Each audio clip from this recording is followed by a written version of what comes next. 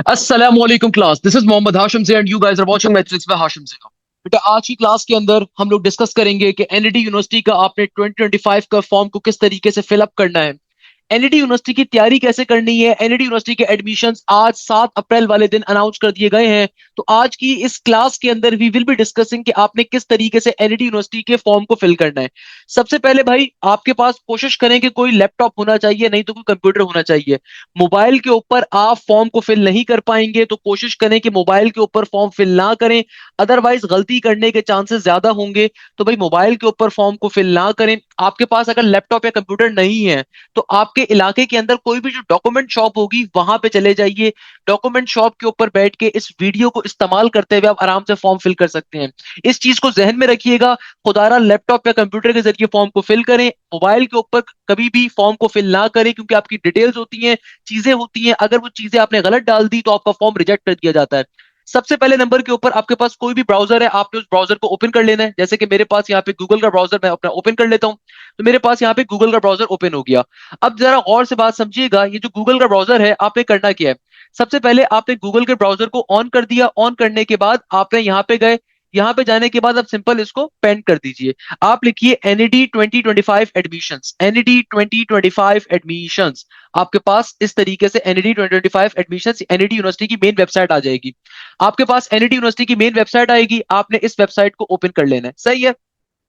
आप जाएंगे सिंपल तरीके से एडमिशंस के कॉलम के ऊपर, अंडर ग्रेजुएट एडमिशंस के आपने कॉलम को टिक कर लेना है। आपने अंडर ग्रेजुएट एडमिशंस को टिक करने के बाद यहाँ पे apply online for the under graduate admissions लिखा हुआ है, आप इस पे टिक करेंगे। अब सबसे पहले नंबर के ऊपर अक्सर बच्चे गलती क्या करते हैं, अक्सर बच्चे यहाँ पे ईमेल आईडी और पासवर्ड डाल देंगे अपना। भाई यहाँ पे पहले साइन अप करना पड़ता है, जिस तरह फेसबुक के ऊपर, इंस्टाग्राम के ऊपर या किसी भी एप्लीकेशन के ऊपर आप पहले अपना अकाउंट क्रिएट करते हो। सिमिलरली यहाँ पे आप डायरेक्टली जो है ना आप अपनी ईमेल आईडी नहीं डाल सकते भाई। यहाँ पे आप क्या करोगे, सबसे पहले आप साइन अप करने पे जाओगे। तो साइन अप का ऑप्शन आ रहा है ना, इस पे मैं क्लिक करूंगा। तो ये सबसे पहले नंबर के ऊपर आपने क्या काम करना है, साइन अप की इस ऑप्शन पे जाके क्लिक करना है। साइन अप का जो ऑप्शन देख रहे हैं, क्योंकि अभी आपके पास कोई आपकी ईमेल आईडी आपने अपनी जीमेल की या हॉटमेल की। अच्छा, बहुत सारे बच्चे गलती और भी करते हैं। मुझे मालूम है आपके पास एक बहुत अच्छा सा आईफोन 15 है, 14 है, 12 है, 6 है, 7 है, मगर खुदारा जो एप्पल आईडी होती है ना, that is not your email ID. Please remember this thing always. Email ID का मतलब होता है आपकी जीमेल आईडी का होना। नॉर्मली अब आउटलुक भी काफी आउटडेटेड हो गई है, normally outdated, normally corporate sector में इस्तेमाल होती है। तो अपनी जीमेल की आईडी अच्छी खासी बनाया करें, उस जीमेल की आईडी को इस्तेमाल करना होता है। तो भाई उसको यहाँ पे मत डाल दीजिएगा, आप साइन अप पहले करोगे। जिस तरह कोई भी आप अकाउंट क्रिएट करने के लिए करते हो, उस साइन अप के मैं ऑप्शन पे जाऊंगा। देखो जब मैं साइन अप के ऑप्शन पे जाऊंगा ना, मुझसे क्या बोलेगा कि भाई ये वही इंस्ट्रक्शंस कह रहा है जो इंस्ट्रक्शंस मैंने ऑलरेडी आपसे डिस्कस करी, कि भाई आपने अपने कंप्यूटर का, डेस्कटॉप का, पीसी का इस्तेमाल करना है। मोबाइल का इसके ऊपर इस्तेमाल मत करिएगा, क्योंकि मोबाइल के जरिए फॉर्म गलत फिलअप हो जाता है। आपके इलाके में कोई भी डॉक्यूमेंटेशन शॉप है, वहां से जाके फिल करवा लीजिए, ज्यादा बेहतर है। अदरवाइज वहां पे जाके बैठ के इस वीडियो को देखते हुए फिल कर लीजिए, दोस्तों से शेयर करिए इस बात को। आपने अपना नेम, फादर नेम अपना किस तरीके से रखना है, जो भी आपका मेट्रिकुलेशन सर्टिफिकेट के ऊपर या आपकी मार्कशीट के ऊपर या मेट्रिकुलेशन सर्टिफिकेट के ऊपर या कोई इक्विवेलेंट सर्टिफिकेट के ऊपर जो आपका नेम लिखा हुआ है, सेम नेम आपने एंटर करना है। स्पेलिंग मिस्टेक वगैरह मत कर दीजिएगा, अदरवाइज आपको फिर एनईटी के चक्कर लगाने पड़ेंगे। इसके अलावा आपका जो ओरिजिनल बोर्ड है इंटरमीडिएट का, ये बात मैंने आपको पहले भी बताई थी, दोबारा बता रहा हूं। एनईडी में एडमिशन आपको दो कैटेगरीज पे मिलता है, दो बेसिस के ऊपर मिलता है, दो क्वालिफिकेशंस होती है एनईडी में एडमिशन की। एक आपके पास सिंध का अगर डोमिसाइल होगा तो वो आपको रेगुलर कैटेगरीज पे अप्लाई करने में मदद करता है। अगर आपके पास सिंध का डोमिसाइल नहीं है तो आप सिर्फ स्पॉन्सर की कैटेगरी पे अप्लाई कर सकते हैं। नहीं है तो वो सिर्फ और सिर्फ स्पॉन्सर की कैटेगरी पे अप्लाई कर सकते हैं, या फिर गिनी चुनी 3-4 कैटेगरी और होंगी, वो लोग ज्यादा एडमिशन हासिल नहीं कर सकते। अगर किसी के पास सिंध का डोमिसाइल नहीं है और वो एनईडी में एडमिशन हासिल करना चाहता है, तो आपको ये बात जहन में रखनी पड़ेगी कि सिंध का डोमिसाइल ना होने की वजह से आप सिर्फ स्पॉन्सर की कैटेगरी पे अप्लाई कर सकोगे। मैं आगे चल के दिखाऊंगा भी, जिसकी टेस्ट से पहले आपको फीस देनी होगी 10,65,000 रुपए, याद रखिएगा जुमले को। और अगर आपके पास सिंध का किसी भी शहर का डोमिसाइल है तो आप रेगुलर कैटेगरी के ऊपर नॉर्मल कैटेगरी पे अप्लाई कर सकते हो। दूसरी क्वालिफिकेशन जिसकी बेसिस पे एनईडी में एडमिशन मिलता है, वो आपका इंटर का बोर्ड होता है। चाहे वो इंटरमीडिएट बोर्ड कराची है, चाहे ए लेवल्स है, चाहे वो फेडरल बोर्ड है, चाहे वो जियाउद्दीन बोर्ड है, चाहे वो मीरपुर खास है, सक्कर है, लड़काना है, हैदराबाद है, कोई भी बोर्ड हो आपका, मगर सिंध का डोमिसाइल होना कंपलसरी है। अगर सिंध का डोमिसाइल नहीं है तो आप सिर्फ स्पॉन्सर कैटेगरी पे अप्लाई कर सकते हो, जिसमें आपको 10,65,000 रुपए एनईडी के टेस्ट से पहले सबमिट करवाने होंगे। क्योंकि जब आप स्पॉन्सर या सेल्फ पे टिक करोगे तो आपके चालान के अंदर वो फीस लग कर आएगी। आप राउंड 1 से पहले भी फीस पे कर सकते हो स्पॉन्सर की, राउंड 2 से पहले भी कर सकते हो, याद रखिएगा इस चीज को। सही है ना? अच्छा, अब इसके अलावा आपको अपनी अप्रोप्रिएट कैटेगरी सेलेक्ट करनी है। मैंने सीट डिस्ट्रीब्यूशन वीडियो में ऑलरेडी ये तमाम बातें सिखाई हुई हैं। सबसे इंपॉर्टेंट चीज क्या है भाई? टेस्ट की तैयारी करना। ये तमाम चीजें सारी इंपॉर्टेंट है, मगर याद रखिएगा अपने फॉर्म को कोशिश करें कि आप मई के स्टार्ट के अंदर सबमिट करिएगा। कोशिश करें अप्रैल के एंड में सबमिट करें। पहले दिन फॉर्म सबमिट ना करें, फीस पे ना करें, क्योंकि भाई आपका वनडा टेस्ट पहले दिन कंडक्ट होगा। मैं हमेशा बच्चों को रिकमेंड करता हूं कि बेटा फॉर्म थोड़ा लेट सबमिट करवाओ। कोशिश करो 21 मई तक का टाइम है फॉर्म फिल करने का, 21 मई तक का टाइम है, 24 मई को एनईडी का टेस्ट होगा। तो ये जो टाइम है तैयारी करने का है। इसीलिए मेरा एनईडी का न्यू बैच अभी स्टार्ट हुआ है, जिस बैच में आपकी राउंड 1 की तैयारी भी कवर करवाएंगे, राउंड 2 की तैयारी भी कवर करवाएंगे। लास्ट ईयर राउंड 1 में भी मेरे बच्चों की पोजीशन थी, राउंड 2 में भी पोजीशन थी। नस्ट हो, फास्ट हो, जीआईकेआई हो, एनईटी हो, कॉमसेट्स हो, मेरान हो, अल्हम्दुलिल्लाह मेरे बच्चों की हर बोर्ड के अंदर हर पर्टिकुलर यूनिवर्सिटी में टॉप पोजीशंस हैं। तो भाई हम बड़ी मेहनत करते हैं बच्चों को पढ़ाने में, तमाम सब्जेक्ट्स कवर करवाए जा रहे होते हैं। तो मेरा न्यू बैच इस वीक से स्टार्ट हो रहा है, उसको भी ज्वाइन कर सकते हैं। खैर आगे बढ़ते हैं। आपने इसके ऊपर टिक करना है, I have read the above instructions carefully, और प्रोसीड कर देना है। अब देखो सबसे पहले आप क्या रखोगे? अपना नेम यहाँ पे लिखोगे। मैं यहाँ पे आपको अपनी पर्सनल डिटेल शेयर नहीं कर सकता क्योंकि यूट्यूब की तरफ से मना होता है, किसी भी वेबसाइट की तरफ से मना होता है। आपका जो भी नेम है ओरिजिनल, आपने नेम रखना है एज पर योर एसएससी, यानी कि जो भी मैट्रिक के सर्टिफिकेट के अंदर आपका नाम लिखा हुआ है, आपने वो नाम यहाँ पे एंटर करना है।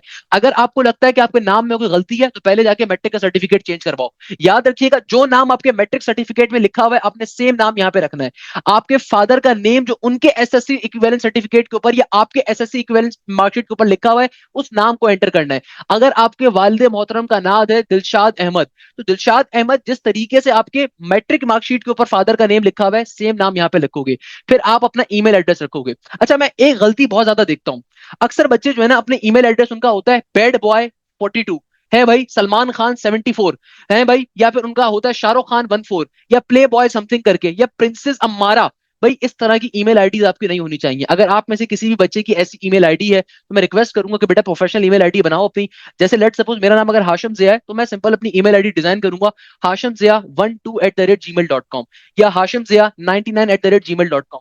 प्रोफेशनल ईमेल आईडी का नुकसान कोई भी नहीं होता, फायदा ही होता है कि अगर आपका कोई गलत ईमेल एड्रेस होता है ना, प्ले बॉय या सलमान खान, शाहरुख खान, अगले 4 साल तक आपको ऑफिशियल ईमेल उस तरह की ईमेल एड्रेस के ऊपर आ रही होती है, तो सबके लिए मजाक का बायस होता है। क्लास के बच्चे भी आप पे हंसेंगे, अदरवाइज बैठ के लोग बैठ के हंसेंगे, यार किस तरह का ये बच्चा है कि इसकी ईमेल आईडी है प्रिंसेस अम्मारा, प्रिंसेस सारा है भाई। तो इस तरह की ईमेल आईडी नहीं होनी चाहिए। कल को जब जॉब के लिए अप्लाई करोगे तो पहली फुर्सत में ही रिजेक्शन मिल जाती है जॉब के अंदर।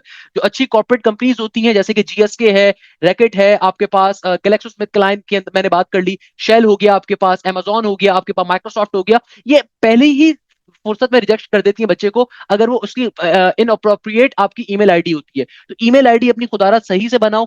मैं आपको as a teacher, as a बड़ा भाई, एक वो बंदा है जिसने खुद कॉर्पोरेट सेक्टर में बड़ा काम करा, मैंने खुद जीएसके के अंदर बेटा मल्टीपल मार्केट्स को मैनेज करा, मैं आपको उस पॉइंट ऑफ व्यू से बता रहा हूं ताकि कल को आप तैयार हो सको उस चीज के लिए। भाई ये चीजें कोई भी नहीं बताता। तो ईमेल आईडी आपकी अच्छी होनी चाहिए, सही होनी चाहिए। इसके बाद जो भी आपकी डेट ऑफ बर्थ है, आप अपनी डेट को सेलेक्ट करो, अपनी बर्थ के महीने को सेलेक्ट करो, अपनी यहाँ पे ईयर को सेलेक्ट करो।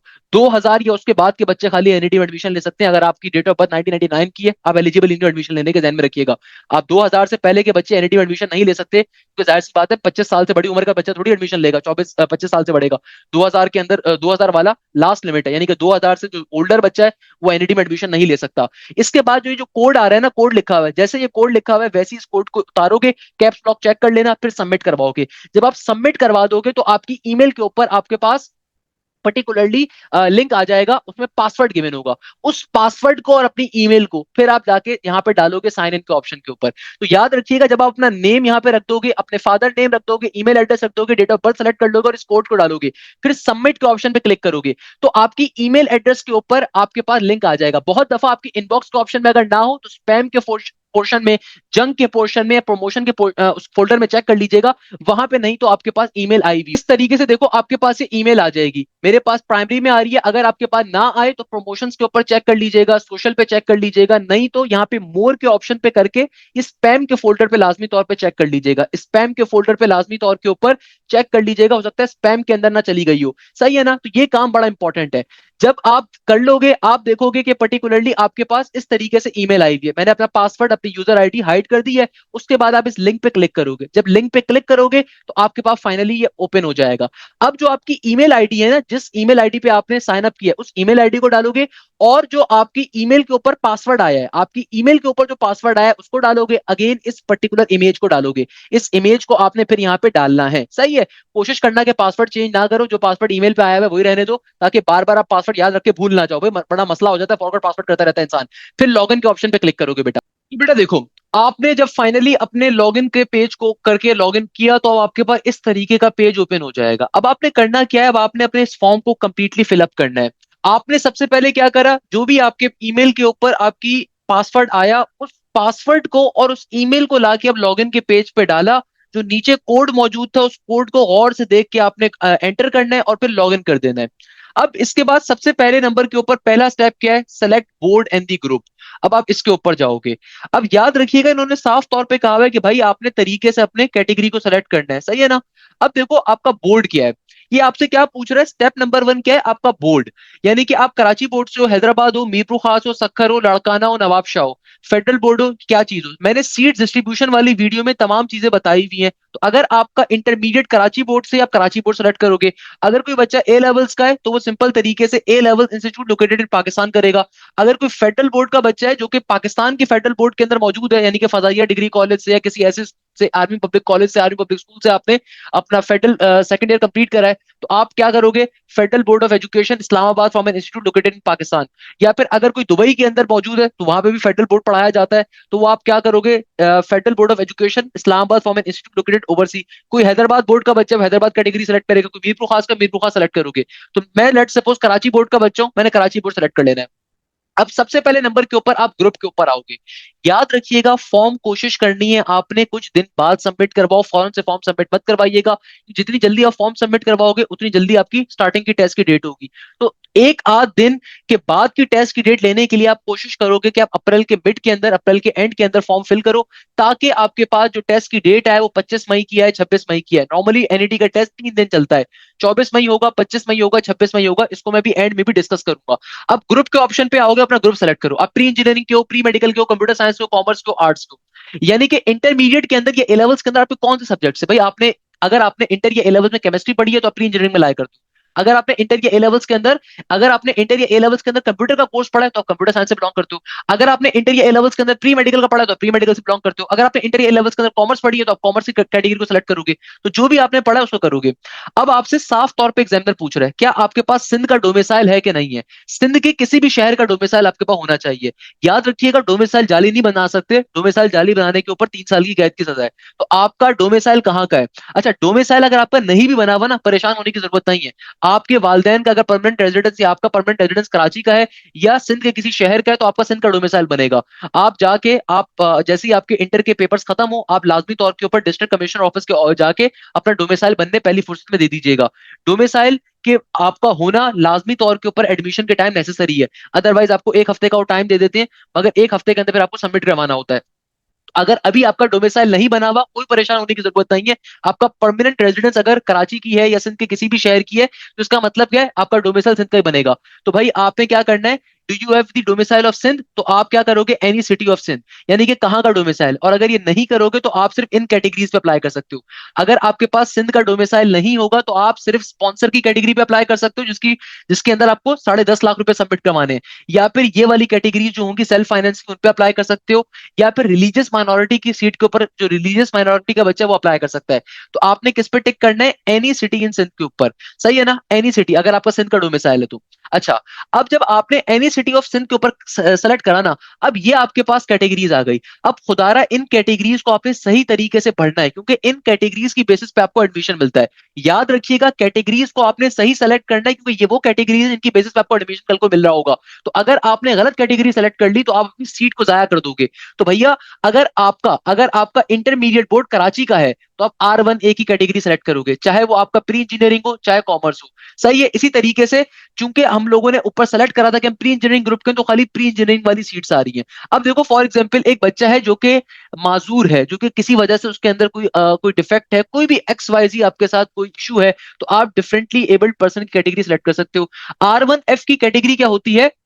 R1F की कैटेगरी है हमारे पास उन बच्चों के लिए जिनकी डिसेबिलिटी अदर देन ब्लाइंडनेस है, डेफनेस है या डम्बनेस है। यानी कि R1F की कैटेगरी में कौन सा बच्चा अप्लाई कर सकता है, हमें डिफाइन भी करा हुआ है इन्होंने कि भाई यहाँ पे आपके पास कोई डिसेबिलिटी होनी चाहिए ब्लाइंडनेस के अलावा, यानी कि डेफनेस के अलावा, डम्बनेस के अलावा, candidate should acquire the certificate of disability from the department of empowerment of person with disabilities. यानी कि सिंध का जो गवर्नमेंट डिपार्टमेंट है वहां से आपको सर्टिफिकेट बनवाना पड़ेगा।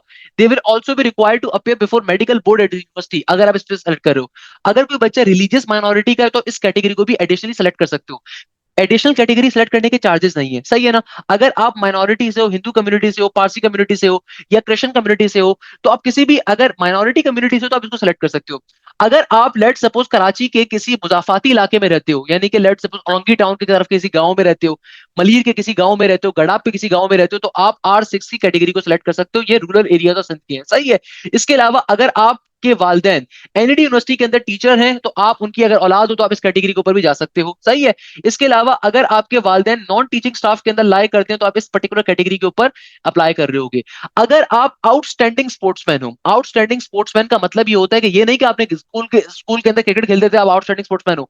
आउटस्टैंडिंग स्पोर्ट्समैन का मतलब ये होता है कि आपने नेशनल लेवल के ऊपर कोई गेम खेली हुई है, आपके पास कोई सिटी लेवल के ऊपर या आपको गवर्नमेंट की तरफ से कोई सर्टिफिकेशन अलाउ करी हुई है कि आपने वाकई में कोई स्पोर्ट्स के अंदर नाम रोशन किया है, तो आप इस कैटेगरी के ऊपर आओगे।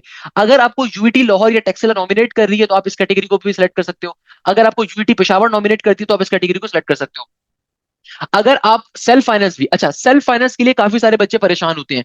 एक चीज जहन में रखिएगा, आपके ऊपर डिपेंड कर रहा होता है कि आप राउंड 1 से पहले सेल्फ फाइनेंस की फीस पे करो या राउंड 2 से पहले करो।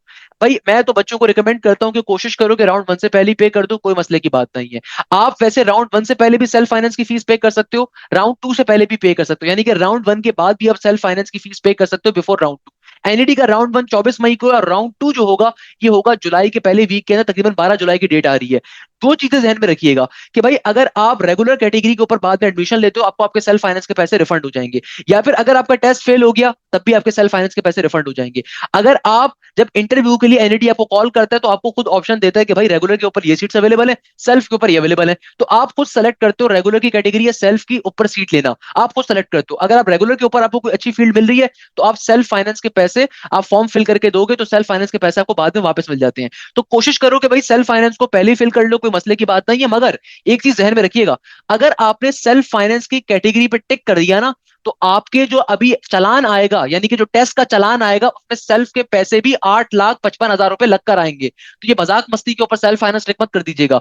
आप टेस्ट नहीं दे सकोगे जब तक आप फिर पैसे नहीं भरोगे वाले। सही है ना? फिर आपको पहले एनईडी जाके ये सेल्फ फाइनेंस की कैटेगरी रिमूव करवानी पड़ेगी। तो पहले आप ये सोच समझ के फैसला करो अपने घर वालों से पूछ के कि अगर घर वाले अभी पैसे दे सकते हैं तो वेल एंड गुड है, तो खाली तब सेल्फ फाइनेंस पे टिक करो। सेल्फ फाइनेंस के पैसे कैसे भरते हो अलग से समझाऊंगा, मगर सबसे पहले बात समझो, अगर आपने सेल्फ फाइनेंस स्पॉन्सर के ऊपर भी टिक कर दिया तो याद रखिएगा 10 लाख रुपए आपके भी चालान में लगकर आ जाएंगे। जो चालान में लगकर आएंगे ये पैसे तो इसलिए बेहतर है, अगर आप अभी अफोर्ड नहीं कर रहे तो कोई मसले की बात नहीं, सेलेक्ट ना करो, आप राउंड 1 के बाद भर देना, कोई इशू की बात नहीं है। आपको एनईटी के अंदर जो एडमिशन मिलेगा ना आफ्टर बोथ दी राउंड्स मिलेगा, यानी कि किसी भी बच्चे को राउंड 1 के बाद एडमिशन नहीं मिल जाएगा। जब दोनों राउंड हो जाएंगे उसके बाद मेरिट लिस्टें लगती हैं, उसके बाद इंटरव्यू के लिए कॉल होती है, उसके बाद एडमिशन का क्राइटेरिया स्टार्ट होता है। तो आपको परेशान होने की जरूरत नहीं कि सीट खत्म हो जाएगी, ऐसा नहीं होता। तो दोनों राउंड्स को आपको देना जरूरी है ताकि आपका बेस्ट ऑफ 2 स्कोर काउंट हो। तो अगर आप सेल्फ फाइनेंस अभी टिक कर रहे हो तो याद रखिएगा ये 8,55,000 रुपए आपके टेस्ट के चालान के अंदर लग कर आएंगे। तो आप टेस्ट के चालान से तो फीस पे नहीं करोगे, उसके अंदर 4,500 रुपए जो भी फीस होगी टेस्ट के चालान की, साथ ही 8.5 लाख रुपए का चालान लगकर आ जाएगा अगर आपने सेल्फ फाइनेंस पे टिक कर दिया। मगर अगर आप करना चाहते हो आप बिल्कुल करो ताकि सेल्फ फाइनेंस पे अभी से आपकी झंझट जहन से खत्म हो जाए। खैर है। तो SF1A कैटेगरी कौन सी है? कराची बोर्ड के बच्चों की सेल्फ फाइनेंस की कैटेगरी है। सिमिलरली अगर कोई बच्चा फॉरेन कैंडिडेट है, अफगान कैंडिडेट है जिसका नाम HEC ने फॉरवर्ड किया है, उनके सेल्फ फाइनेंस की कैटेगरी कौन सी है? SF7A। इसके अलावा SF8 जो कैटेगरी है इंडियन लाइफ मेंबर की कैटेगरी है, इनके सेल्फ फाइनेंस की। जबकि रियल सन एंड डॉटर की प्रोफेशनल इंजीनियर्स की जो कैटेगरी है वो SF9 है। जबकि प्रोफेशनल आर्किटेक्ट्स और प्लानर की सेल्फ फाइनेंस की कैटेगरी SF9 है। Real sons and daughter of the expatriate Pakistani की कैटेगरी है SF9C। फिर SF10A जो है डिंशा फैमिली की सेल्फ फाइनेंस कैटेगरी है। नॉमिनीज ऑफ SS इंटरनेशनल की कैटेगरी आ रही है। SF11 स्पॉन्सर कैटेगरी आ रही है।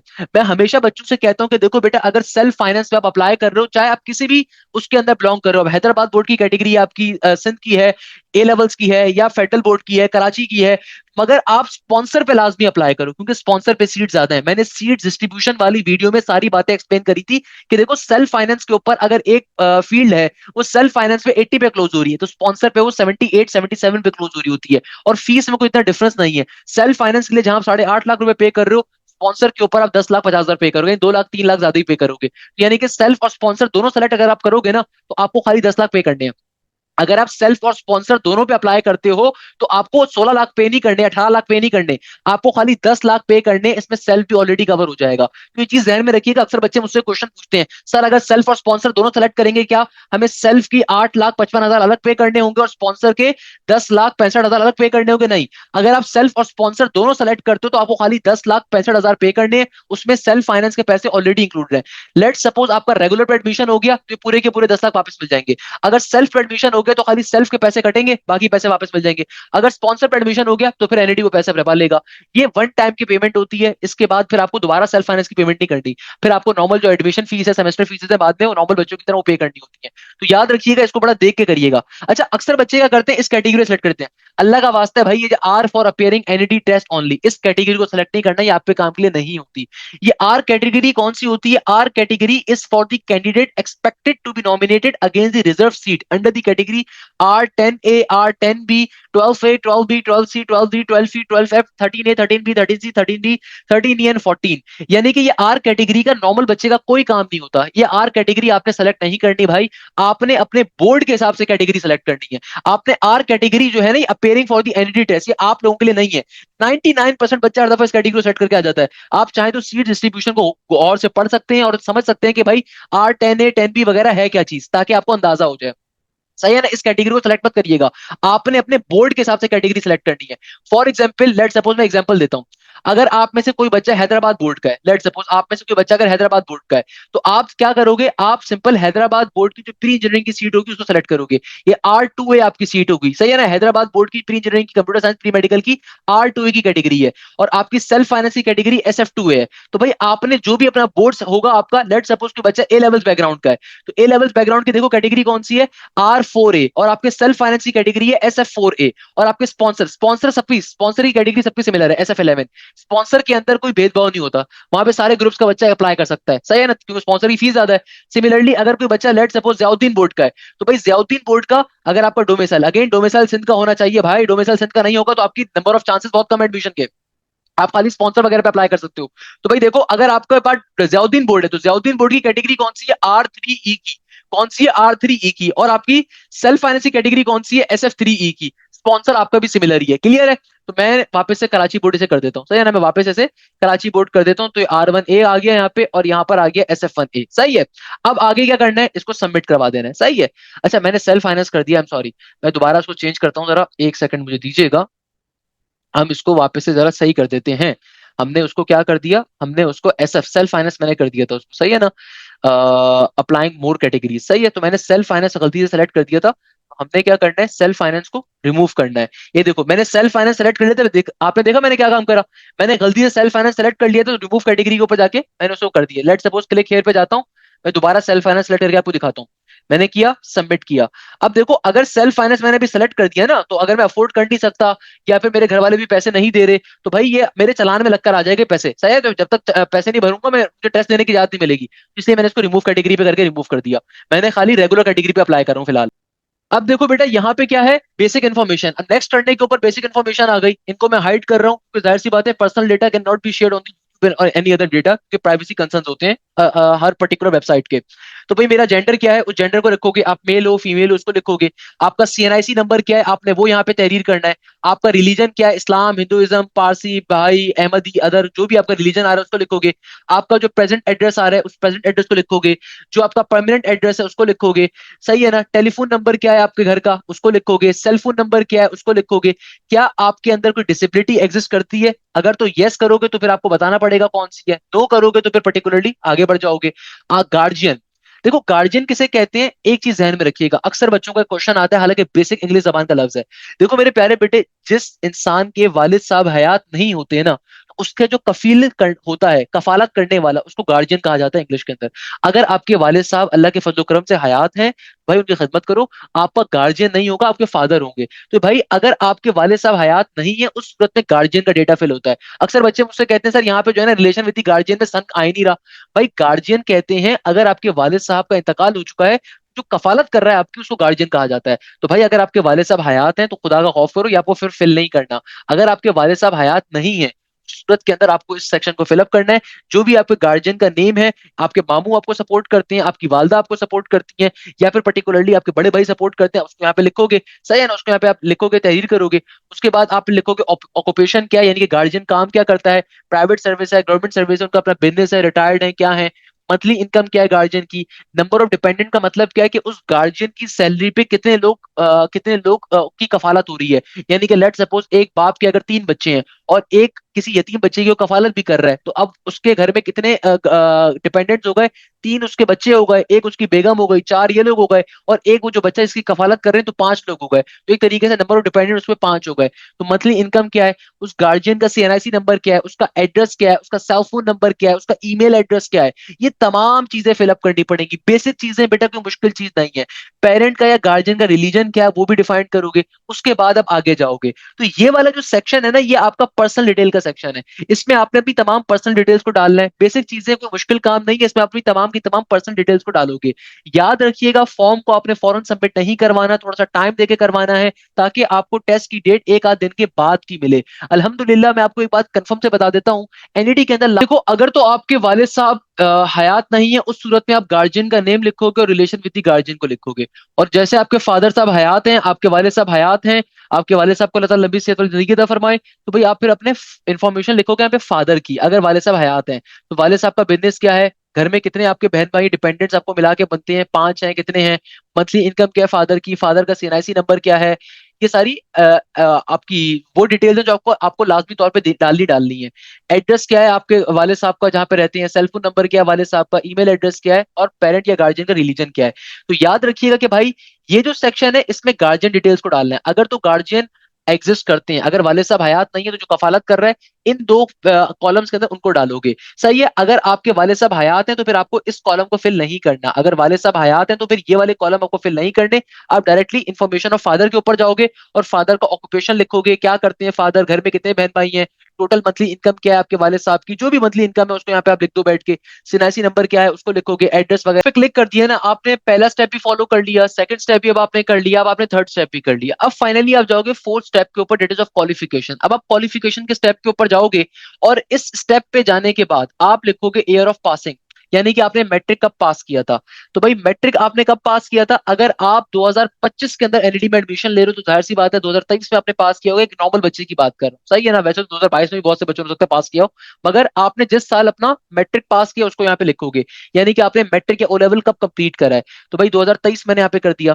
मैट्रिक या ओ लेवल के स्कूल का नाम क्या था, उस के नाम को यहाँ पे लिख दोगे। सही है। इसके अलावा आपके ऑब्टेन नंबर क्या थे। अब आप अपनी मैट्रिक की मार्कशीट निकाल के बैठे हो और जल्दी से चेक करो कि आपके मैट्रिक के अंदर या ओ लेवल्स के अंदर बेटा कितने नंबर आए थे। सही है। तो आपने यहाँ पे ओ लेवल्स की जो इक्विवेलेंसी है ना उसको यहाँ पे तहरीर कर दो। सही है। या फिर आपके मैट्रिक के और ओ लेवल्स के जो नंबर्स आपके गिवन थे ना मार्कशीट के ऊपर, उसको यहाँ पे आप बैठ के लिखो कि लेट सपोज मेरे मैट्रिक के अंदर नंबर थे 9। यहाँ पे क्या मांगा जा रहा है, यहाँ पे मांगा जा रहा है कि ऑब्टेन्ड आपके कितने मार्क्स थे मैट्रिक के अंदर। अब देखो यहाँ पे क्या मांगा जा रहा है, आपके पास आपकी मैट्रिक की मार्कशीट अवेलेबल है या इक्विवेलेंसी होगी आपके पास ओ लेवल्स की। अब आप देखो कि भाई आपने मैट्रिक के अंदर कितने नंबर्स ऑब्टेन करे थे। एक एग्जांपल देता हूं कि भाई मैंने लेट सपोज मैट्रिक में ऑब्टेन करे 890 नंबर, सही है। तो आपके पास मार्कशीट पे लिखा होगा कि आपके ओवरऑल कितने मैट्रिक सिस्टम के अंदर या ओ लेवल्स के अंदर आपने टोटल कितने नंबर स्कोर करे थे, आपके कितने नंबर आए थे, उसको यहाँ पे लिखोगे। और नीचे देखो लिखा हुआ है कि मैक्सिमम कितने नंबर्स में, यानी कि आउट ऑफ कितने नंबर, यानी कि लेट सपोज एक पेपर में आपने 90 मार्क्स स्कोर करे, 90 किस में से, 100 में से, 90 किस में से, 200 में से, 90 किस में से, 1000 में से, यानी कि कितने नंबर्स का मैट्रिक सिस्टम टोटल आपका था। तो कितने नंबर्स का मैट्रिक सिस्टम था, मैं कह देता हूं कि भाई 1050 नंबर का मैट्रिक था। आपकी जो मैट्रिक की मार्कशीट होगी उसमें लिखा होगा कि भाई टोटल कितने नंबर्स में से आपने कितने स्कोर करे, जितने स्कोर करे वो ऊपर लिखोगे और जितने नंबर्स का टोटल मैट्रिक था उसको यहाँ पे लिखोगे, सही है। अब ये आपसे पूछ रहा है कि भाई आपके पास एचएससी का एग्जामिनेशन था या डीएई था। जो डिप्लोमा वाले बच्चे होंगे वो डिप्लोमा के ऊपर टिक करेंगे, मगर चूंकि हमने ऑलरेडी ऊपर डिफाइन करा हुआ कि हम इंटरमीडिएट बोर्ड के, तो हमने इंटरमीडिएट को सिलेक्ट करना है। अब ये हमसे पूछ रहा है कि भाई तुमने अपना इंटर या डिप्लोमा कहाँ से कंप्लीट करा है। भाई मैं कहता हूं मैंने तो डीजे साइंस से कंप्लीट करा है, DJ science college, DJ science college, सही है ना। हमने यहाँ पे कर दिया कि भाई हमने डीजे साइंस से कंप्लीट करा है। अब ये मुझसे पूछ रहा है कि भाई तुम्हारा इंटर कंप्लीट हो चुका है या नहीं हुआ, या ये इस साल कंप्लीट होगा। तो अगर आपका अभी आप सेकंड ईयर में मौजूद हो, अगर अभी आप सेकंड ईयर के अंदर मौजूद हो तो आप 2025 को सेलेक्ट करोगे। अगर आप लेट सपोज इससे पहले वाले साल में आपका एफएससी कंप्लीट हो चुका है, सेकंड ईयर कंप्लीट हो चुका है, या आप इंप्रूव कर रहे हो अभी, तो आप 2024 को सेलेक्ट करोगे। भाई जो इंप्रूवमेंट वाले बच्चे हैं, जो रिपीटर्स वाले बच्चे हैं, 2025 में सेलेक्ट कर दीजिएगा। आपका जो एफएससी कंप्लीट हुआ आपके बैच के बच्चों के साथ, क्लास के बच्चों के साथ, वो 2024 में अगर कंप्लीट हुआ है, 2023 में कंप्लीट हुआ है, तो आप उसको सेलेक्ट करोगे, सही है। और अगर आपका अभी आप सेकंड ईयर में मौजूद हो और आपका इंटर इस साल कंप्लीट होगा, अभी आपने सेकंड ईयर के पेपर्स देने, तो आप 2025 को सेलेक्ट करोगे। अब ये मुझसे पूछ रहा है कि भाई तुम्हारे क्या ऑब्टेन नंबर थे फर्स्ट ईयर के अंदर, फर्स्ट ईयर में कितने नंबर लेकर आए थे, मुझसे पूछ रहा है ऑब्टेन मार्क्स क्या थे फर्स्ट ईयर के अंदर। तो भाई लेट सपोज मैं कहता हूं कि मेरे फर्स्ट ईयर के अंदर नंबर आए थे 482, सही है। टोटल कितने नंबर्स थे फर्स्ट ईयर के अंदर, मैं कहता हूं ये थे 550। आपके पास अगेन आपकी फर्स्ट ईयर की मार्कशीट होनी चाहिए, उसको देख के डालिएगा क्योंकि बाद में चेंज नहीं कर पाओगे, डिस्क्वालीफाई कर दिए जाओगे। आपके जो भी ऑब्टेन नंबर थे उसको रखोगे और टोटल नंबर जो आपके थे उसको रखोगे। आपका एचएससी का रोल नंबर क्या था, सीट नंबर क्या था, तो जो भी आपका एचएससी का रोल नंबर था उसको यहाँ पे डाल दो। फिर एचएससी पार्ट 2 का सीट नंबर क्या है, ये ऑप्शनल है क्योंकि जाहिर सी बात, ये नेक्स्ट चीज क्या मांग रहे हैं, एचएससी पार्ट 2 का सीट नंबर। अगर तो आपके पास अभी एडमिट कार्ड आपका सेकंड ईयर का आ चुका है, तब तो आप अपने सेकंड ईयर का admit card number, seat number वगैरह डाल सकते हो, अदरवाइज ये ऑप्शनल है, इसको भरने की जरूरत नहीं है। आगे मुझसे कह रहे हैं कि भाई तुम्हारे पास मार्कशीट नंबर क्या है। आपके पास आपकी जो फर्स्ट ईयर की मार्कशीट होगी या आपका जो इक्विवेलेंट सर्टिफिकेट होगा, जो ए लेवल्स ओ लेवल्स वाले बच्चे हैं, तो आप देखोगे भैया आपके पास जो वहां पे मार्कशीट नंबर गिवन है, आप उसको यहाँ पे डालोगे। अपनी मार्कशीट को देखिएगा, टॉप कॉलम के ऊपर या टॉप राइट साइड के ऊपर आपके पास मार्कशीट नंबर एक गिवन होगा। आपने यहाँ पे उस मार्कशीट नंबर को लिख देना है, सही है। उस मार्कशीट नंबर जो भी आपका होगा उसको लिख दोगे। अच्छा, जो बच्चे हाफिज कुरान है वो यस पे टिक करेंगे, जो बच्चे हाफिज कुरान नहीं है वो नो पे टिक करेंगे। याद रखिएगा एनईटी के अंदर हाफिज कुरान वालों को 15 से 20 नंबर एक्स्ट्रा मिलते हैं, मगर वो डिपेंड करता है टेस्ट के ऊपर। कुछ बच्चे फनकारी करने के लिए क्या करते हैं, यहाँ पे लिख भी देते हैं। मगर ऑलवेज रिमेंबर दिस थिंग, अगर आप हाफिज कुरान हो तो आपकी जो वफाकुल मदारिस की सनद होगी वो एनईटी सबमिट करेगा, और एनईटी आपका प्रॉपर कुरान मजीद से टेस्ट लेगा। एनईटी की जो इस्लामियात की डिपार्टमेंट है वो प्रॉपरली आपका कुरान मजीद के मुख्तलिफ हिस्सों से आपका टेस्ट लेंगे और जायजा करेंगे कि भाई वाकई के अंदर आप हाफिज कुरान हो या नहीं हो। और ये test after both the rounds conduct किया जाता है एनईडी के अंदर। यानी कि जब दोनों राउंड्स हो जाएंगे उसके बाद जितने हाफिज कुरान बच्चे होंगे उनकी लिस्ट लगती है, उसके बाद उनको उनको इंटरव्यू के लिए बुलाया जाता है। हाफिज कुरान बच्चों का इंटरव्यू होता है, और जो बच्चे उस टेस्ट को पास करते हैं, सिंपल से 3 क्वेश्चन होते हैं, 30वें पारे से, शुरू के 10 पारों में से, बीच के अंदर से, और आपका जायजा लिया जाता है कि आप वाकई में हाफिज कुरान है कि नहीं है। तो आपको वहां पे टेस्ट दिया जाता है, और जो बच्चा टेस्ट क्लियर कर लेता है उसी को पूरे नंबर मिलते हैं। इस टेस्ट के अंदर कोई कोई मिडिल नंबर नहीं होती, यानी कि अगर 20 नंबर एनईडी ऑफर कर रहा है तो 10 नंबर नहीं मिलेंगे किसी को, या 12 नंबर नहीं मिलेंगे, या तो 0 मिलेगा या 20 मिलेगा। जो बच्चा उस टेस्ट को क्लियर करेगा उसको 20 मिलेंगे, जो नहीं क्लियर करेगा उसको 0 मिलेगा। तो भाई आपके पास हाफिज कुरान की सनद होनी चाहिए, अगर आपके पास सनद नहीं है तब भी आपको नंबर नहीं मिलेंगे। आपके पास आपकी वफाकुल मदारिस की सनद लाजमी तौर पे होनी चाहिए, और ये नंबर आपके इंटर के मार्क्स के अंदर या ए लेवल्स के मार्क्स में ऐड होते हैं। अक्सर बच्चों का क्वेश्चन होता है सर ये जो हाफिज कुरान के नंबर होते हैं ये किस में ऐड होंगे। भाई ये नंबर आपके जो आपके इंटर के नंबर्स होंगे ना, या ए लेवल्स के नंबर होंगे, उसमें ऐड होंगे, टेस्ट के अंदर ऐड नहीं होंगे, क्योंकि टेस्ट का वेटेज ज्यादा है भाई। यहाँ पे आप नो कर दो अगर आप हाफिज कुरान नहीं हो। अब क्या करो, सेव करके आगे बढ़ जाओ, सेव एंड नेक्स्ट करके मैं इसको आगे बढ़ जाऊंगा। अब ये मुझसे कह रहे डिसिप्लिन चॉइस ऑर्डर, ये स्टेप सबसे इंपॉर्टेंट है। भाई डिसिप्लिन चॉइस ऑर्डर सिर्फ और सिर्फ एक फॉर्मेलिटी का स्टेप है। इसमें आपने करना क्या है, देखो अगर आप मोबाइल से फिल कर रहे होगे ना इसको, इसको आप सेलेक्ट करके ड्रैग नहीं कर सकोगे अगर आप मोबाइल से कर रहे होगे। भाई ये किसी काम का स्टेप नहीं होता, इसका सिर्फ पर्पस क्या है, ऐसी मजाक, उसके पीछे मैं आपको रीजन बताता हूँ। जब आप एनईटी का टेस्ट दोगे ना, एनईटी का टेस्ट देने के बाद जब एनईटी के दोनों टेस्ट कंडक्ट हो जाएंगे, उन टेस्टों में जिस बच्चों का अच्छा मेरिट होगा पहले उनको इंटरव्यू के लिए बुलाया जाता है। तो वहां पे इंटरव्यू के ऊपर आपको फील्ड ऑफर करी जाती है। ये जो खाली आपके पास डिसिप्लिन चॉइस ऑर्डर होता है ना, ये सिर्फ और सिर्फ फॉर्मेलिटी है। तो भाई आपकी चॉइस है, आप किसी को भी पहले रख सकते हो। लेट सपोज मैंने कंप्यूटर सिस्टम को पहले रख दिया, फिर मेरे पास सॉफ्टवेयर इंजीनियरिंग कहाँ आ रही है भाई, SSS, ये computer engineering and technology with data sciences, इसको रखा मैंने। गेमिंग एंड एनिमेशन को मैंने रख दिया। एनडी ने इसको वैसे आपस की बात है अपडेट भी नहीं करा हुआ, ये लास्ट ईयर वाले उन्होंने चलाया हुआ है। इंडस्ट्रियल मैन्युफैक्चरिंग को मैंने और रख दिया। फिर ये सॉफ्टवेयर इंजीनियरिंग को मैंने सबसे टॉप पे रख दिया। इसका कोई काम नहीं होता, आपको फील्ड इसकी बेसिस पे नहीं मिलेंगी। मैं आपको पहले बता देता हूँ होता क्या है। जब आप एनईटी का पहला टेस्ट दोगे, आपके जो भी नंबर है, लेट सपोज आपके 70 नंबर है, फिर एनईटी के राउंड 2 के अंदर आपके 84 नंबर है, जो भी बेस्ट ऑफ 2 स्कोर होगा ना, अगर किसी के राउंड 1 में ज्यादा है राउंड 2 में कम है, तो जो भी आपका हाईएस्ट स्कोर होगा वो स्कोर काउंट होगा। फिर आपका मेरिट फॉर्मूला होगा, इस दफा एनईटी का मेरिट फॉर्मूला क्या है, 60% टेस्ट काउंट होगा, इसलिए टेस्ट की मेहनत ज्यादा करनी है। अब भाई टेस्ट के लिए परेशान होने की जरूरत नहीं है, हमारा न्यू बैच अभी स्टार्ट हुआ है, आप उसको बिल्कुल ज्वाइन कर सकते हो। लास्ट 6 ईयर्स के अंदर टॉप पोजीशन है मेरे बच्चों की। खैर बताने का मकसद क्या है कि भाई आपका जो भी वेटेज होगा, आपका जो टेस्ट का स्कोर होगा वो 0.6 से मल्टीप्लाई होगा, प्लस का साइन, जो भी आपके फर्स्ट ईयर के नंबर होंगे वो मल्टीप्लाई होंगे किसके साथ, 0.4 के साथ, आपका मेरिट आ जाएगा। जो भी आपका मेरिट आएगा ना, फिर एनईटी की मेरिट टेस्ट लगती है आफ्टर 12 to 20 डेज। जब एनईटी का राउंड 2 कंप्लीट हो जाएगा, उसके 20 दिनों के बाद एनईटी की मेरिट टेस्ट लगेगी। उस मेरिट लिस्ट में अपना नाम चेक करोगे। जिन बच्चों का पहले दिन इंटरव्यू होगा वो पहले दिन जाएंगे, जो टॉप की फील्ड्स होंगी वो पहले दिन खत्म हो जाती है, सॉफ्टवेयर हो गई, कंप्यूटर हो गई। तो जो टॉप का बच्चा होता है जिसका हाईएस्ट मेरिट होता है वो जाके पहले फील्ड सेलेक्ट कर लेता है। फिर नेक्स्ट डे जिन बच्चों की बारी आती है वो फिर अलग फील्ड जाकर सेलेक्ट करते हैं। जैसे जैसे बच्चे फील्ड को सेलेक्ट करते जाएंगे, फील्ड्स खत्म होती जाएंगी। फिर जिनका तीसरे दिन मेरिट होगा, फिर जो फील्ड्स होंगी वो सेलेक्ट कर सकते हैं। फिर चौथे दिन जिनका इंटरव्यू होगा, वो चौथे दिन वाली जो फील्ड्स अवेलेबल होंगी उनको सेलेक्ट कर सकते हैं। यानी कि इस तरीके से प्रोसेस हो रहा होता है। तो ये जो काम है ना कि आपको जो कैटेगरी यहाँ पे ऊपर नीचे करनी है, ये सिर्फ एक रैंडम चीज है, इसका कोई फॉर्मेलिटी नहीं है। आप कुछ भी ना सेलेक्ट करो, उसका कोई फर्क नहीं पड़ता इसके अंदर। यकीन मानिएगा, इसका कोई और पर्पज नहीं होता, इसका कोई काम नहीं होता। क्योंकि एनईटी के अंदर जो आपको फील्ड ऑफर होती है वो आपका प्रॉपर इंटरव्यू होता है। यानी कि उस इंटरव्यू में सिर्फ आपको करना क्या होता है, आपको एडमिशन फीस सबमिट करनी होती है और आपको स्टेज पे बुलाएंगे। जब आपको स्टेज पे बुलाएंगे, मेरा सलाम कहिएगा, मेरे बड़े अच्छे उस्ताद डॉक्टर आमिर इकबाल साहब वहां पे बैठे होंगे, या फिर डॉक्टर सैयद बैठे हुए होंगे, मेरे बड़े बेहतरीन उस्ताद थे मेरे जमाने के। तो पॉइंट इज दैट कि बस वो आपसे आपकी एडमिशन फीस लेंगे और आपको बोलेंगे कि भाई आपने कौन सी फील्ड सेलेक्ट करनी है जो आपके मेरिट के ऊपर आ रही होगी।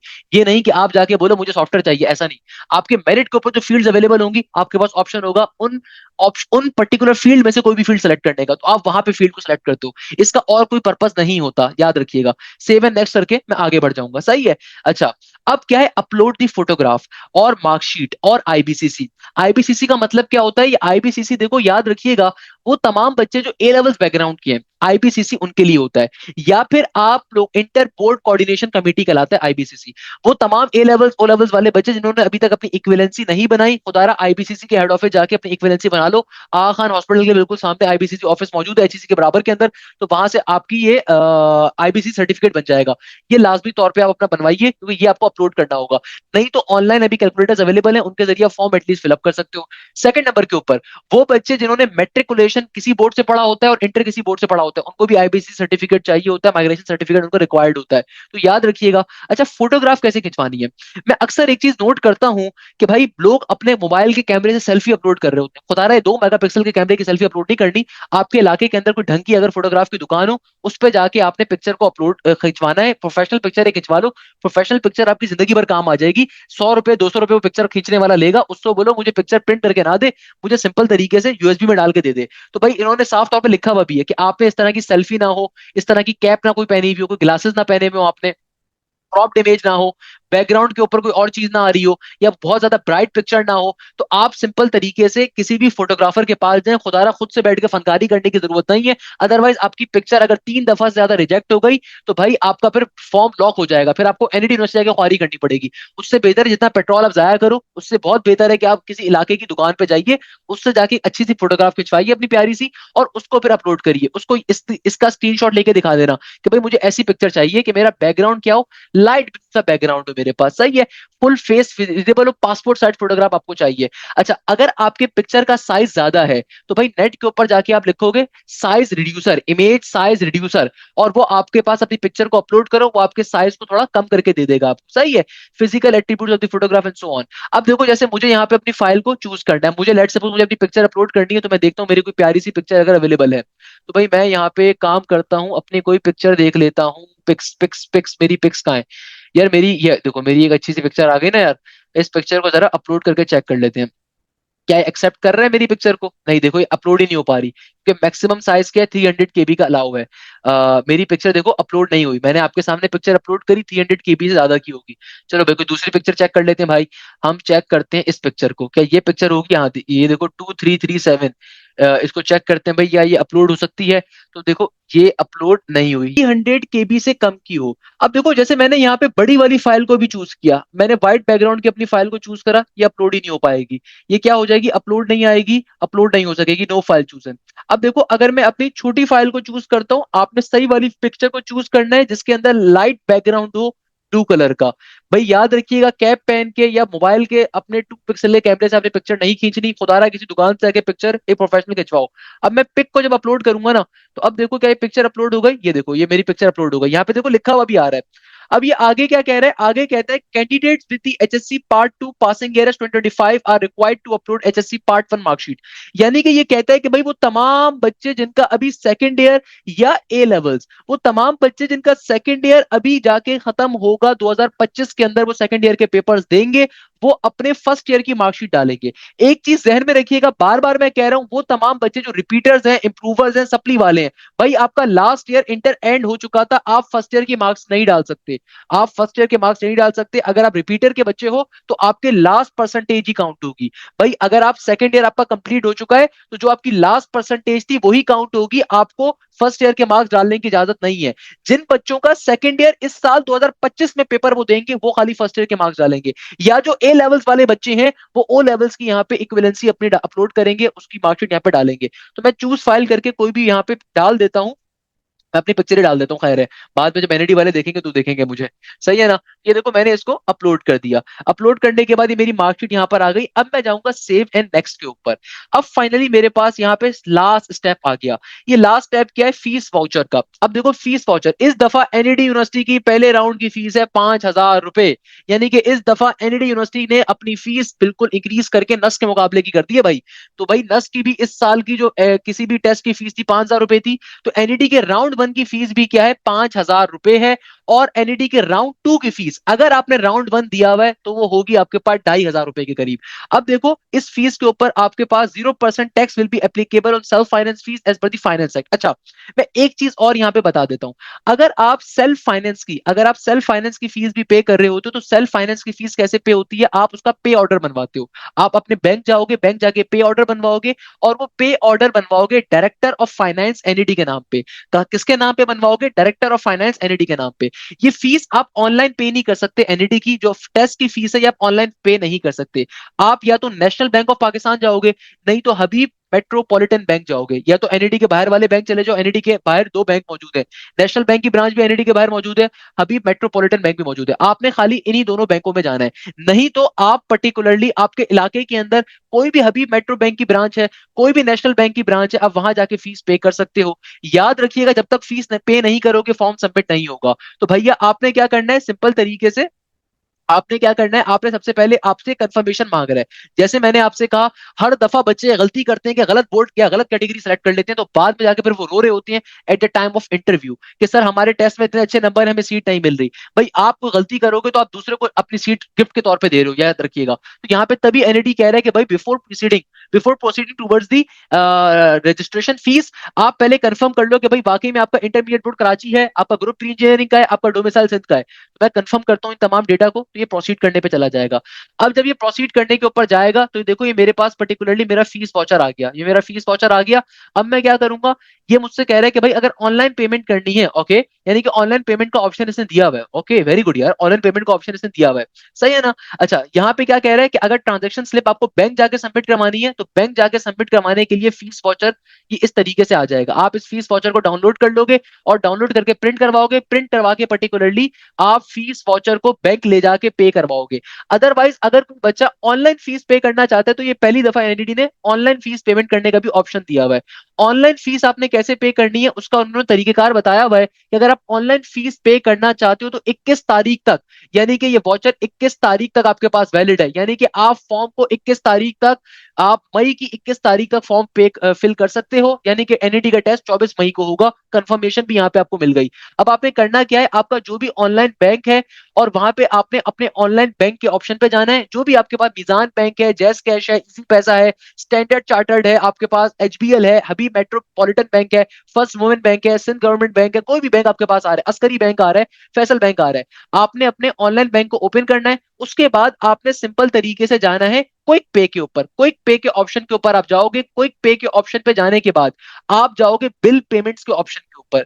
बिल पेमेंट्स का ऑप्शन देखोगे, वहां पे आपके पास होगा bill can be paid by using the consumer number. ये आपका कंज्यूमर नंबर है मेरा, अगर मुझे अपनी फीस पे करनी है तो मेरा एक कंज्यूमर नंबर है। मैं इस कंज्यूमर नंबर को वहां पे डालूंगा, एंटर करने के बाद मेरे पास ये फीस आ जाएगी। तो 5,000 रुपए की मैं फीस को करूंगा, सही है ना। 5,000 रुपए की मैं फीस को सिंपल तरीके से जाके पे अप कर दूंगा। पे करने के बाद उसको स्क्रीनशॉट लेके अपने पास रख लो। ऑनलाइन पे करने का एनईडी ने इस दफा ऑप्शन दिया हुआ है, तो आप क्विक पे के जरिए ऑनलाइन पे कर सकते हो। आपके पास इजी पैसा है, जैस कैश है, आप सिंपल तरीके से जाओगे कहां पे, आप जाओगे क्विक पे के ऑप्शन के ऊपर। अगर आपको ना समझ में है, यूट्यूब अवेलेबल होता है, आप जाके चेक कर सकते हैं।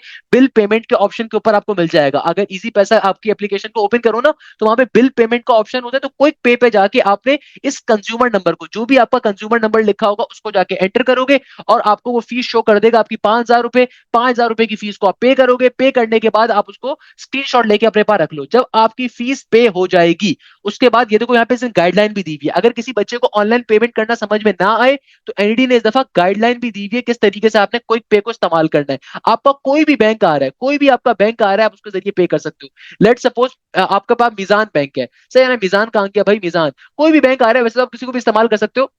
लेट सपोज आपका मीजान बैंक आ रहा है, तो मीजान बैंक के अंदर कैसे करोगे, आप इसको लॉग इन करोगे, बिल पेमेंट्स में जाओगे, ऐड बिल के ऊपर जाओगे, मोबाइल नंबर के ऊपर सेलेक्ट करोगे, क्विक पे के ऑप्शन पे जाओगे, कंज्यूमर नंबर डालोगे, फिर आपके पास क्लिक नेक्स्ट करोगे, जो भी पासकोड वो आपको देगा उसको सेलेक्ट करोगे, आगे बढ़ोगे, फिर क्लिक पे नाउ के ऊपर जाके रजिस्ट्रेशन कंफर्मेशन की स्क्रीन आएगी, उसको पे कर दोगे, सही है।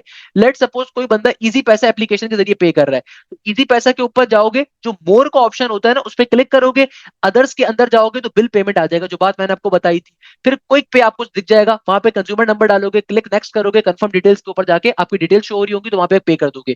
तो भाई इजी पैसा एप्लीकेशन पे ये होगा। जैस कैश के जरिए पे करना चाहते हो तो जैस कैश पे किस तरीके से पेमेंट होगी, लॉग इन टू योर जैस cash mobile application, corporate payment का ऑप्शन गिवन होगा, उस पर जाओगे, क्विक पे के मेथड को सेलेक्ट करोगे, कंज्यूमर आईडी डालोगे, आपकी डिटेल्स आ जाएंगी, अपना जो एम पिन वगैरह होगा वो डालोगे, प्रोसीड टू दी पे कर दोगे, सही है। इसी तरीके से हर बैंक के बारे में यहाँ पे गिवन है। अगर आप ऑनलाइन पेमेंट करना ज्यादा आसान होता है तो आप ऑनलाइन पेमेंट कर सकते हो, ज्यादा बेहतर है वो।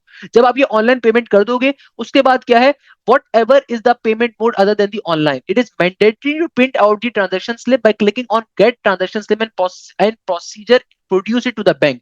या अब ये क्या कह रहा है जरा समझो, ये कह रहा है कि भाई तुम कोई भी पेमेंट मेथड को इस्तेमाल करते हो, अगर आप पे ऑर्डर के जरिए पेमेंट कर रहे हो या फिर पर्टिकुलरली आप बैंक जाके सबमिशन करवा रहे हो या आप ऑनलाइन पेमेंट कर रहे हो, आप कोई भी पेमेंट का मेथड इस्तेमाल कर रहे हो ऑनलाइन के अलावा वाला, तो ये जरूरी है कि जो बैंक की कॉपी आपको होती है ना, जो एक आपकी कंज्यूमर कॉपी होती है, वो अपने पास सेव करके रखो। ये कह रहा है कि भाई लेट सपोज ये जो आपकी डिपॉजिटर स्लिप है, ये जो आप बैंक जाके सबमिट करवा रहे हो, इसमें देखो एक कॉपी क्या होगी, एक कॉपी आपकी होगी, तो इस कॉपी को अपने पास संभाल के रखो। ये एग्जामिनर कह रहा है कि भाई ये बैंक कॉपी है, ये बैंक वाला ले लेगा, और ये जो कैंडिडेट कॉपी है इसको अपने पास रखिएगा संभाल कर, सही है ना। और ये copy to be presented at the time of interview, और अगर आपके पास ये वाली कॉपी आपको इंटरव्यू के टाइम पे अपने आप को दिखानी पड़ सकती है, सही है। तो ये वाला काम एनईडी आपसे कह रहा है। अब आपने करना क्या है, वापस से मैं अपने उसके ऊपर चला जाता हूँ, होम के ऊपर, सही है। मैं अपने होम पे चला जाता हूँ। तो इस तरीके से जब आप फीस को पे कर दोगे ना, याद रखिएगा जब आप फीस को पे कर दोगे तो एनईडी का जो पहला टेस्ट है यह है 24 मई को, उससे 2 दिन पहले आपका एडमिट कार्ड आएगा। आपका एडमिट कार्ड अभी नहीं आएगा।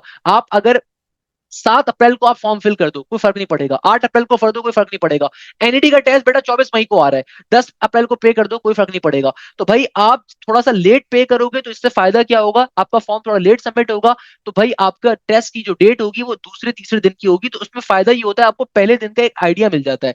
मैं हमेशा बच्चों को रिकमेंड करता हूँ। तो भाई आपका जो एडमिट कार्ड वाला स्टेप होगा ना, ये उस वक्त खाली ओपन होगा। ये जो एडमिट कार्ड वाला स्टेप है, स्टेप नंबर 8, ये आपके पास, इस स्टेप को आपने देखते रहना है।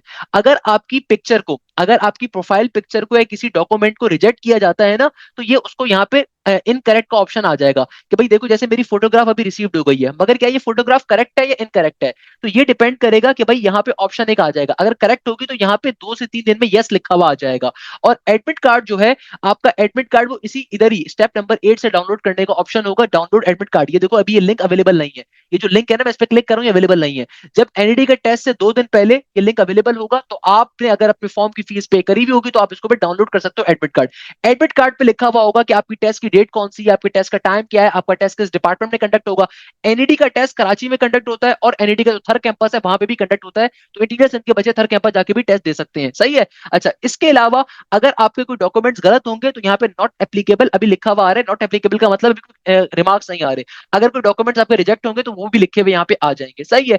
इसके अलावा अगर आप अपने डॉक्यूमेंट चेकलिस्ट देखना चाहते हो कि भाई आपको eight the time of admission कौन कौन से डॉक्यूमेंट चाहिए होंगे, वो बात की कहानी, अभी उसमें जाने की जरूरत नहीं है। अभी आपका काम सिर्फ तैयारी करने का है। तो भाई ये देखो, ये इस तरीके से हो जाएगा। क्लियर है। अगर मैं वापस जाऊं, अगर मैं वापस होम के ऑप्शन पे जाऊं, तो भाई ये आपने इस तरीके से अपने 7 स्टेप्स को फिल करना है। 7वां स्टेप जो है फीस पे करने वाला है। जब आप फीस पे कर दोगे तो उसके विद इन 3 to 4 डेज के अंदर आपके पास यहाँ पे स्टेटस आपका ये हो जाएगा। जब आप फीस पे कर दोगे ना, जब आप फीस पे कर दोगे उसके बाद ये कंफर्मेशन का यहाँ पे पर्टिकुलरली आपका ऑप्शन सही हो जाएगा। यानी कि जब आप फीस पे कर दोगे उसके 3 to 4 डेज के अंदर ये आपका जो फीस वाला कॉलम होगा उसको रेड कर देगा, ग्रीन कर देगा, ताकि आपको पता चल जाए कि आपकी फीस सबमिट हो गई है। इसके अलावा एडमिट कार्ड आपके पास कब आएगा, एडमिट कार्ड आपके पास आएगा टेस्ट से कुछ दिन पहले। टेस्ट से कुछ दिन पहले आपके पास आपका एडमिट कार्ड आएगा। अब जरा हम वापस आते हैं कुछ इंपॉर्टेंट चीजों के ऊपर। देखो भाई, मैंने आपको कंप्लीटली इस वीडियो के अंदर फॉर्म फिल करने का तरीका सिखाया, मगर देखो फॉर्म फिल करना बात की कहानी है। फॉर्म फिल करना बहुत बात की कहानी है। खुदारा सबसे पहले इस चीज को जहन में रखो, असल चीज तैयारी करना है। जितनी अच्छी तैयारी करोगे उतना अच्छा मैटर करेगा। भाई फॉर्म आप पहले दिन फिल कर लो, कोई फर्क नहीं पड़ता। फॉर्म आप जाके 20 मई को फिल करो, कोई फर्क नहीं पड़ता। मैं तमाम बच्चों को रिकमेंड करूंगा कि भाई फॉर्म अपना मई के अंदर फिल करो, अभी अप्रैल में फिल करने की जरूरत नहीं है, ताकि एटलीस्ट आपको पहले दिन के एमसीक्यूज का आइडिया हो जाए, ताकि आपको ये आइडिया हो जाए कि भाई पहले दिन एनईटी के राउंड में कैसे एमसीक्यूज आए थे। एनईटी का टेस्ट नॉर्मली आपके पास 2 से 3 दिन का चल रहा होता है, यानी कि आपके पास 2 से 3 दिन एनईटी का टेस्ट चलेगा। तो मैं तमाम बच्चों को रिकमेंड करूंगा कि वो कभी भी पहले महीने के अंदर या अभी जो आपके पास अप्रैल के अंदर फॉर्म फिल ना करें, अप्रैल की एंड डेट्स पे फॉर्म फिल करें, ताकि ताकि आपको एंड की डेट्स मिल सके, ताकि आपको तैयारी का मैक्सिमम टाइम मिले। अभी का जो काम है सिर्फ तैयारी करने का है, खुदारा तैयारी करो। मैं आपको एक चीज की गारंटी दे सकता हूं कि एनईडी का टेस्ट आपके पास जो 24 मई को आ रहा है राउंड नंबर 1, आपके पास अभी भी टाइम अवेलेबल है तैयारी करने का, अगर आप लग के तैयारी करते हो, मेहनत से तैयारी करते हो। इसीलिए मैंने इसके लिए काविश करी है। अल्हम्दुलिल्लाह एनईडी के अंदर मेरा अपना घर है, एनईडी के अंदर मेरे से ज्यादा एडमिशन किसी के नहीं हो सकते। लास्ट ईयर एनईडी की जो पहली पोजीशन थी रमीज कामरान की, राउंड नंबर 1 के अंदर मेरे बैच का बच्चा था। ये मेरे राउंड नंबर 1 में 96 नंबर लेकर आया था। इसके साथ मैंने एक पॉडकास्ट करी थी, अगर आप यूट्यूब पे जाके लिखो NED round 1 position holder Ramiz Kamran, ये पॉडकास्ट भी आ जाएगी। राउंड 2 का पोजीशन होल्डर भी मेरे पास का है। पाकिस्तान का कोई भी इंस्टीट्यूट, किसी भी इंस्टीट्यूट के अंदर दोनों राउंड्स के अंदर पहली पोजीशन नहीं होगी। अल्हम्दुलिल्लाह मेरे पास दोनों राउंड्स के अंदर 95 प्लस के स्कोर थे बच्चों के। इसके अलावा एनईडी के अंदर last year more than 44 plus बच्चों का 90 प्लस का स्कोर था। मैं 80 वालों की बात नहीं कर रहा, 80 वाले तो 100 से ज्यादा होंगे, 200 ज्यादा होंगे, 300 ज्यादा होंगे। के अंदर last year more than 1200 plus बच्चों का मेरे एडमिशन हुआ था। एनईडी अल्हम्दुलिल्लाह मेरा घर है, एनईडी अल्हम्दुलिल्लाह मेरा घर है। तो भाई एनईडी में last year more than 1200 plus बच्चों का एडमिशन हुआ था। तो भाई बताने का मकसद ये है कि देखो, आप एनईडी की अगर तैयारी कर रहे हो, मेरी एक बात पे अमल कर लो, तैयारी करने का अभी भी टाइम अवेलेबल है। अपने सेकंड ईयर पे फोकस ना करो भाई, फर्स्ट ईयर की परसेंटेज पे एडमिशन होगा। एनईडी का टेस्ट 60% काउंट होगा, यानी कि टेस्ट का वेटेज 60% है। बाकी 40% आपका फर्स्ट ईयर की परसेंटेज काउंट होगी, ओ लेवल्स की परसेंटेज काउंट होगी। जिन बच्चों का इंटरमीडिएट कंप्लीट हो चुका है उनका कंप्लीट एचएससी काउंट होगा। अदरवाइज अगर आप अभी सेकंड ईयर के पेपर दोगे तो आपकी बाकी 40% फर्स्ट ईयर की परसेंटेज काउंट होगी, या फिर अगर आप अभी ए लेवल्स के अंदर हो तो आपकी 40% ए लेवल्स की परसेंटेज काउंट हो रही होगी। 60% टेस्ट का वेटेज है, यानी कि आपकी अगर इंटर के अंदर फर्स्ट ईयर में परसेंटेज कम भी है, अगर आप टेस्ट में अच्छा परफॉर्म करोगे तो बेटा ज्यादा चांसेस है आपके एडमिशन के। टेस्ट में जितना अच्छा परफॉर्म करोगे वो आपके लिए फायदेमंद चीज है। तो भाई इसी चीज को जहन में रखते हुए मेरा न्यू बैच अभी स्टार्ट हो रहा है, उसको लाजमी तौर पे ज्वाइन करें। इस वीक से स्टार्ट हो रहा है, अभी इंट्रोडक्शन क्लासेस हमारी बैच की हो चुकी हैं। इस बैच का फायदा क्या है मैं आपको बता देता हूँ। भाई इस बैच के अंदर आपको तमाम के तमाम सब्जेक्ट्स लाइव क्लासेस के अंदर पढ़ाए जाएंगे। लाइव क्लासेस के अंदर आपको मैथ्स की भी कंप्लीट तैयारी कवर करवाई जाएगी, फिजिक्स की भी करवाई जाएगी, केमिस्ट्री की भी करवाई जाएगी, कंप्यूटर की भी करवाई जाएगी। अगर कोई बच्चा प्री मेडिकल बैकग्राउंड का है तो आपको बायो की तैयारी भी कवर करवाई जाएगी। अगर आप कंप्यूटर बैकग्राउंड का, कंप्यूटर की तैयारी कवर करवाई जाएगी, इंग्लिश की तैयारी कवर करवाई जाएगी। अगर आप एनईटी के साथ दाऊद की तैयारी कर रहे हो, फास्ट की कर रहे हो, नस की कर रहे हो, आईबीए की, बीबीए की कर रहे हो, एससीएस की कर रहे हो, या फिर आप अगर यूईटी के राउंड 2 की तैयारी कर रहे हो, आप अगर जीआईके की कर रहे हो, कॉमसेट की कर रहे हो, बेटा अल्हम्दुलिल्लाह इन तमाम यूनिवर्सिटीज के अंदर मेरे बच्चों की पोजीशन है। तो भाई आपको इस बैच का सबसे बड़ा फायदा यह है कि आपको किसी बेकार इंस्टीट्यूट की तरह ये नहीं होगा कि एनईटी के सिर्फ पढ़ाई करने की फीस 40,000 रुपए अलग है और एनईटी नर्स की फीस 60,000 रुपए है। इस तरह के इंस्टीट्यूट भी बैठे हुए हैं। तो भाई ऐसी कोई फनकारी नहीं होगी। मेरे पास पाकिस्तान के टॉप के इंस्टीट्यूट के टीचर्स होते हैं जो कि आपको तमाम सब्जेक्ट्स लाइव क्लासेस के अंदर पढ़ाएंगे। मैं आपको अपना रिजल्ट भी शोकॉस कर सकता हूं कि तमाम के तमाम सब्जेक्ट्स आपको लाइव क्लासेस के अंदर पढ़ाए जाएंगे। सबसे बड़ा फायदा बैच का ये होता है कि तमाम सब्जेक्ट्स की लाइव क्लासेस के अंदर कंप्लीट कोर्स कवर होगा। एक दफा हम आपका कोर्स मई के अंदर एंड करेंगे बिफोर एनईटी राउंड 1, और एक दफा आपका कोर्स हम कवर करेंगे एनईटी राउंड 2 से पहले। यानी कि इस एक बैच के अंदर, एक फीस के अंदर ना सिर्फ मल्टीपल यूनिवर्सिटीज की तैयारी कवर होगी, बल्कि एनईटी के राउंड 1 की तैयारी भी होगी, राउंड 2 की तैयारी भी होगी। एनईटी के अलावा आप किसी भी यूनिवर्सिटी की तैयारी कर रहे हो उसकी तैयारी भी कवर अप होगी। आप अगर मेडिकल का कोई बच्चा है, प्री मेडिकल का अगर कोई बच्चा है, तो आपकी ना सिर्फ एमटीकेट की तैयारी होगी बल्कि एनईटी के अंदर बायोमेडिकल इंजीनियरिंग की, सीएस की तैयारी भी इसमें कवर अप होगी। एक एक चीज आपको बैच में पढ़ाई जाएगी। हमारी जो भी लाइव क्लासेस होती है बेटा, वो लाइव क्लासेस जूम की एप्लीकेशन के थ्रू होती है और हमारे पोर्टल्स के ऊपर आपको फिर उसकी रिकॉर्डिंग प्रोवाइड की जाती है।